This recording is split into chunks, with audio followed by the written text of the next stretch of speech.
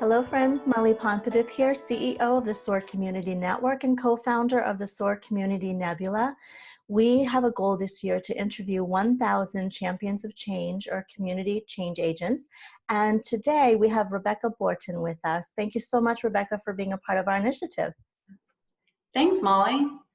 As Molly said, my name is Rebecca Borton, and what I do is I help badass progressive women align their financial behaviors with their values so that they can be the change we want to see in the world. That's fantastic.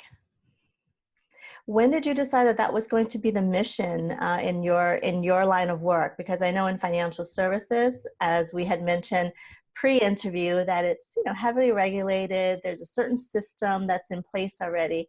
What made you decide that you were going to do it a little bit differently? So what's funny is I never meant to be in financial services. Even though I had some role models in my family in this industry, it never occurred to me in a million years. I thought I was going to pursue a career in international aid, but I ended up following the power of money to impact people's actual lives from international aid to international economics. Okay. And then I realized that you need political power to do anything with economic policy. So that was out the window temporarily. And I found financial advising, and I just fell in love with being able to connect and see my impact face to face with my clients and hearing the confidence that came in women's voices when I was speaking with them. So I got completely addicted and decided to go off the deep end in financial planning. That's fantastic. Well, now let's talk about your experiences in life. Can you share moments or experiences where compassion, love, empathy, mentorship, all those things that I believe every individual seeks or needs to really do good in this world, to figure out what they want to accomplish in life. So what has it been for you in terms of mentorship and kindness? So I had a really strong moment that really set me on my course. And a few years ago, I had the opportunity to attend a conference that was for and by female financial advisors. And some of the top advisors at the company, women, created a scholarship so that young women in the profession could attend. And I applied for the scholarship, I was awarded the scholarship, and with the scholarship in hand, I went to go make my boss feel like he had to let me go because someone was already paying for me to go. And so with that in my pocket, I went, and over the course of just a couple of days, I had the privilege and the opportunity to talk one-on-one with some amazing role models. And it wasn't, there was all these great sessions and everything, but what really made the difference was the one-on-one conversations I had with these senior, real leaders in our profession who, I was totally agog and also just blown away. I mean, women sat down with me after the conference had ended. We're all sitting around our luggage in the lobby and talked to me for like 3 hours. And they owed me nothing, and they've changed my life. And what came out of those conversations was the realization that the excuses that I had been told about why I couldn't move forward in my career were garbage. And there's one story that really stays with me till this day. A woman who's now a vice president of a Fortune 500 company and a regular media personality was told when she was just starting out that she was never going to make it in this business because she was young, pretty, and a woman. Disqualifiers. So naturally, she goes out and crushes it. And a year later, the same guy has the audacity to say that she had it easy because she was a young, pretty woman. Wow. And that really stuck with me for a couple reasons, but especially because there's always going to be an excuse for why we shouldn't try. But the things that people say are weaknesses maybe are superpowers. And I realized that to be successful, I was going to have to embrace who I am, and I was going to have to get out of a situation where other people could make those excuses for me into a path where I ultimately have control over my own success.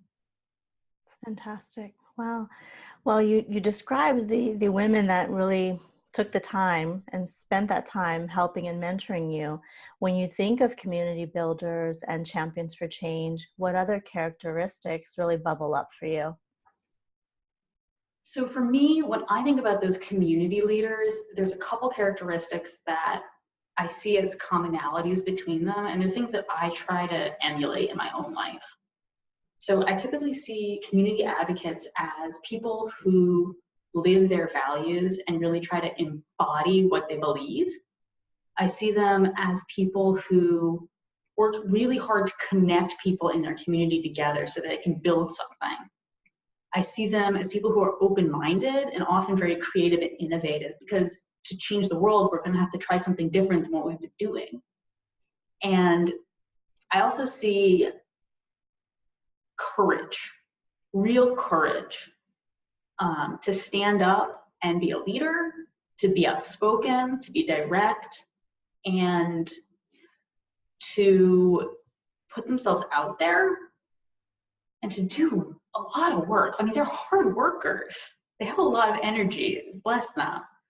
There are a couple people who come to mind, and I really try to use them as a source of inspiration in my own life. Well, that's fantastic. I think that we have people around us every day that we can look up to and embody these characteristics. And I feel like because we mirror each other, the more that we spend time with folks who are smarter than us in many areas, are more courageous than us in many areas, it really helps to elevate us and gives us an example that it's possible to do these things and reach these goals. So that is absolutely, I'm in agreement with that. When you think about your role and your skills and your talents and your life experiences, how are you now able to share that with your community, share that with your colleagues? How do you pay it forward? And what issues and causes really matter to you, Rebecca? That's a lot. But I see things as extremely interconnected, and I find that I can't separate my personal values from my profession or my professional values from my person. The causes I'm passionate about are also interconnected. You can call me a liberal, progressive, a Democrat. I don't spend a lot of time worrying about those kind of definitions, but I see that the wellness of people and the planet are interconnected, and that the basic quest for human dignity and a healthy existence is something that all people aspire to. And so I support a broad range of causes, from immigrant rights to LGBT rights to climate change advocacy. But I think it's most important in this time to work on electoral politics, because as I said earlier, I'm going to echo those thoughts that without political power, we don't have policy power. And that's what impacts people's lives. So personally, I've been working on direct electoral politics in Virginia. This is my hometown now, and I feel really lucky to be in the heart of the struggle right now. Swing districts are around me, and I can use a lot of my advantages to be impactful here. As part of campaigns through the Democrats, through grassroots groups like Network Nova or Indivisible, I get out there and I canvass. And so canvassing is going door to door and knocking on strangers' doors and asking them what's important to them and trying to persuade them to support the candidates and causes I care about. And that could be really scary for a lot of people, but I feel like I have some advantages there that I feel like I need to use my gifts in that way, because I have my physical proximity to swing districts. I've got my health. I can physically get up and walk around and do, walk upstairs and things like that. And I, for some reason, like it. It doesn't give me fear or as much fear as other people. So it's something I can do. And I've also realized through doing it in conversations I've had that I have privilege to be able to do it, because as a small white female, I'm not considered as threatening as other people. And that gives me the ability to have people open their doors to me who wouldn't open their doors to some other people who share the same views as I do. which was a really eye-opening conversation to have. And those conversations I find extremely rewarding. So there's a lot of other ways to be involved, and there's a lot of other things I've done on the political front, but I feel like politics in person is where my unique combination of things I've been gifted and things I really care about can come together. Because when you're on someone's doorstep, you've already established a little bit of the fact that you're a human and not just a theory out there in some internet chat room or on the news.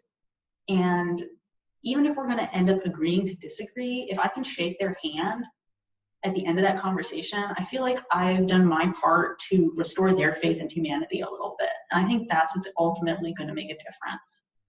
So I found that has been really, really powerful.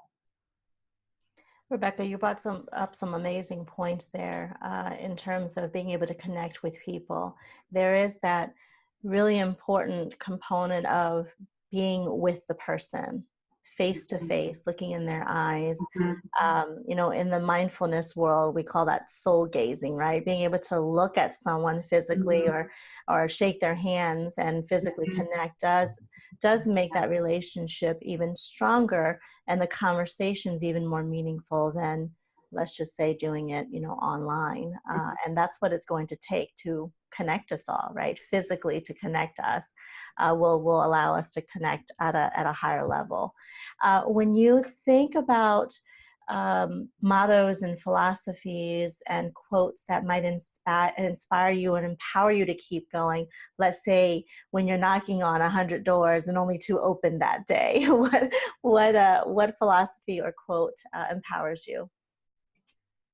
So there's this really great quote that is attributed to Viktor E. Frankl. He's an Austrian psychologist, and he was a Holocaust survivor.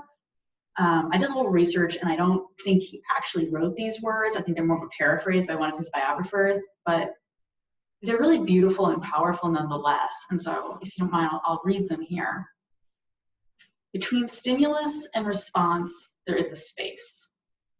In that space is our power to choose our response.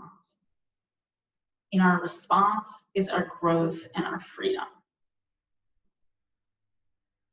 So for me, this is the power to see ugliness in the world and then respond by trying to find beauty and lift it up.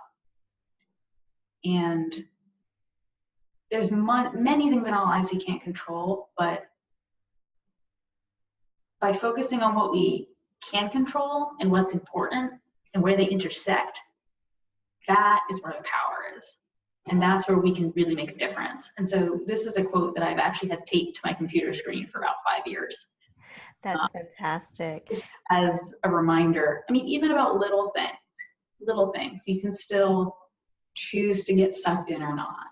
Right. Well, that's beautiful. It really resonates with me for sure. Rebecca, when you think of a better world, what do you see through your eyes? So many places to start. But when I see a better world, I feel a world where there's a sort of minimum threshold for human experience and where we're taking care of the planet so that it continues to support all the forms of life that it has produced. Those are very broad visions, but the little piece I'm working on here in my little corner of the world is really empowering women who are out there working on all the wonderful things they're working on to do so in a more confident fashion where they're armed with the best tools and the best information and a little bit of objective advice to help point them in the right direction and give them permission sometimes to do things that aren't the old path. I see that as the ripple effect that I can have personally and professionally. And then, I see a world where we have policymakers and people who make decisions for other people to do so with a moral code that validates the dignity of all human lives and animal plant life as well. And so I think, you talked yesterday about the ripple, and I really feel like the ripple is the power. And, the ripple to the wave, right, is all sorts of great metaphors in the movement right now. But if I can do something to give good people a few more tools and let them magnify their impact, then, I claim a little teeny piece of that impact for myself too. Well, thank you for being a part of the ripple effect for these women and for all the people that they impact in their lives. Rebecca, can you let us know how people can connect with you and learn more about the great work that you're doing? Sure. So I'd love to connect online. You can find me on facebook.com/Rebecca Borton CFP. That's REBECCA BORTON CFP. Or linkedin.com/in/Rebecca Borton. You can find me on Twitter at Borton Rebecca, or learn more about Concentric Private Wealth, where we focus on what matters most, at www.concentricpw.com. If you want to get involved in progressive politics in Northern Virginia, I recommend you start out with novagrassroots.org. There, we've got a directory of local activist groups, a joint calendar with events and activities, and a lot of resources on volunteering. From there, check out Network Nova. Again, that's networknova.org, which has an amazing women's summit coming up in June. I also advise you, if you're quite local, to check out Herndon Reston Indivisible, Fairfax County Democratic Committee, which is fairfaxdemocrats.org, and check out better-angels.org. It's a bipartisan conversation group which may restore your faith. That's fantastic. Well, I did ask for all the causes that matter to you, and I'm grateful that you even provided all the links. Thank you so much, Rebecca, for your time today and for being a part of our Nebula Change Agent interview series. We really appreciate your time. Thank you, Molly. This is great. I really appreciate what you're doing. Wonderful. For those that are watching us, please nominate someone in your life that's making a huge difference in the community. Also remember to nominate yourself. And if you're interested in becoming a Change Agent member or would like to have a live demo of what it really means to be inside our hub, please visit nebula.soar, S-O-A-R, communitynetwork.com. We look forward to hearing from you. Thank you so much for tuning in, and we'll talk to you really soon. Take care for now.